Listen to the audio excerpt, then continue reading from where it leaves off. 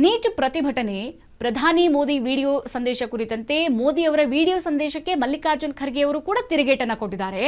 ಹೊರಗೆ ಮನ್ ಕಿ ಬಾತ್ ಮಾಡೋದಲ್ಲ, ಸದನದಲ್ಲಿ ಹೇಳಿಕೆ ಕೊಡಿ ಬಂದು ಅಂತ ಹೇಳಿಕೆ ಕೊಟ್ಟಿದ್ದಾರೆ. ಸದ್ಯ ಸಂಸತ್ಗೆ ಬರೋದಕ್ಕೂ ಮೊದಲು ಧರ್ಮೇಂದ್ರ ಪ್ರಧಾನ್ ಅವರನ್ನ ವಜಾಗೊಳಿಸಿ ಅಂತ ಮಲ್ಲಿಕಾರ್ಜುನ್ ಖರ್ಗೆ ಅವರು ಹೇಳಿಕೆ ಕೊಟ್ಟಿದ್ದಾರೆ. ಪ್ರಧಾನಿ ಮೋದಿ ವಿರುದ್ಧ ಮಲ್ಲಿಕಾರ್ಜುನ್ ಖರ್ಗೆ ಅವರು ಕೂಡ ಆಕ್ರೋಶವನ್ನೇ ಹೊರಹಾಕಿದ್ದಾರೆ.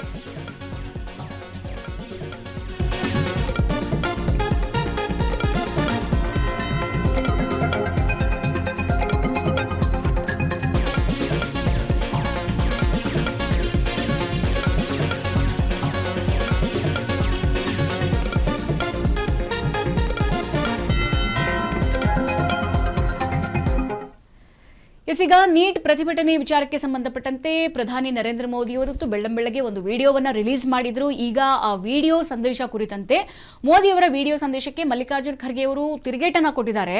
ನೀವು ಹೊರಗಡೆ ಬಂದು ವಾರಕ್ಕೊಮ್ಮೆ ಮನ್ ಕಿ ಬಾತ್ ಮಾಡ್ತಿರಲ್ಲ, ಆ ಮನ್ ಕಿ ಬಾತ್ ಮಾಡೋದು ಇಂಪಾರ್ಟೆಂಟ್ ಅಲ್ಲ.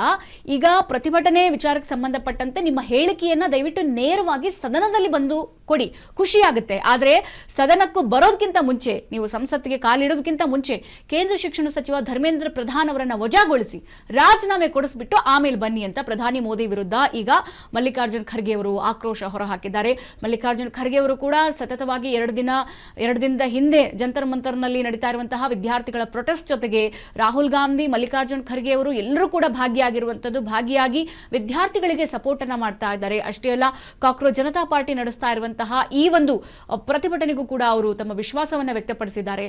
ಹೌದು, ವಿದ್ಯಾರ್ಥಿಗಳ ವಿಶ್ವಾಸ ಇಲ್ಲ ಅಂತ ಅಂದ್ರೆ ಹೆಂಗೆ ಮುಂದಿನ ದಿನಗಳಲ್ಲಿ ನಾವು ಅಭಿವೃದ್ಧಿಗಳನ್ನ ಮಾಡೋಕೆ ಸಾಧ್ಯ? ವಿದ್ಯಾರ್ಥಿಗಳ ವಿಶ್ವಾಸನೇ ನಮಗಿಲ್ಲ ಅಂತಂದ್ರೆ ಅವ್ರ ಮನೆಯವ್ರು ಹೆಂಗೆ ನಮಗೆ ವಿಶ್ವಾಸವನ್ನ ವ್ಯಕ್ತಪಡಿಸೋಕೆ ಸಾಧ್ಯ? ಶಿಕ್ಷಣ ವ್ಯವಸ್ಥೆನೇ ಇಷ್ಟು ಅಲ್ಲೋಲ ಕಲ್ಲೋಲ ಆಗಿ ಹೋಗಿದೆ, ಹದಗೆಟ್ಟಿದೆ ಅಂತ ಅಂದ್ರೆ, ಅದು ಕೂಡ ಕೇಂದ್ರದಲ್ಲೇ ಇಷ್ಟು ಹದಗೆಟ್ಟಿದೆ ಅಂತ ಅಂದ್ರೆ ಕೇಂದ್ರ ಶಿಕ್ಷಣ ಸಚಿವರು ನೈತಿಕ ಗಿರಿ ಹೊತ್ತುಬಿಟ್ಟು ರಾಜೀನಾಮೆ ಕೊಡಲೇಬೇಕು. ಸೊ ಇದನ್ನು ಕೊಡಿಸ್ಬೇಕಾಗಿರೋರು ಯಾರು? ಪ್ರಧಾನಿ ನರೇಂದ್ರ ಮೋದಿಗಳು. ಬಂದು ಹೇಳಿಕೆ ಕೊಡ್ತೀರಿ, ಅಷ್ಟು ಆರಾಮಾಗಿ ಮಾತಾಡ್ತೀರಿ.